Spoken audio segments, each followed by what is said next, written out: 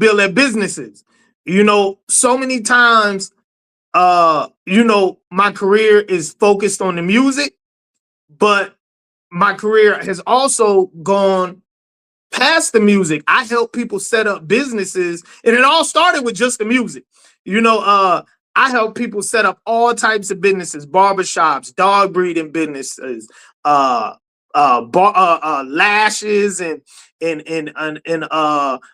trucking companies, and esthetician businesses, and shoe resellers, and I mean the list goes on and on and on. Over the last, I would say 7-8 years, I've helped people start anywhere between 200 and 300 businesses. You know, and this is just me personally. And it all started from my music business class. In my music business class on day one, I teach artists, DJs, producers, you know, indie record label owners. I teach them how to set up their business and format their business.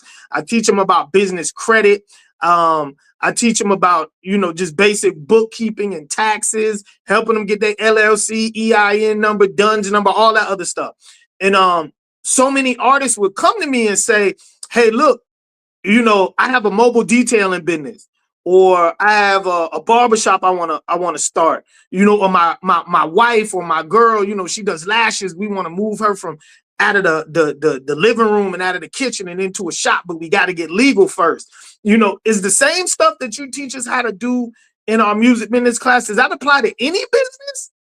And I started thinking, I'm like, yeah, it applies to any business. Teaching about trademarks, you know, because every business needs to have their name and their logo trademark, you know, and just setting up your taxes and in the bookkeeping and all of that really took me from really just helping artists and people who want to be in the music industry set up their businesses. They're helping people who are outside of the music industry set up their businesses.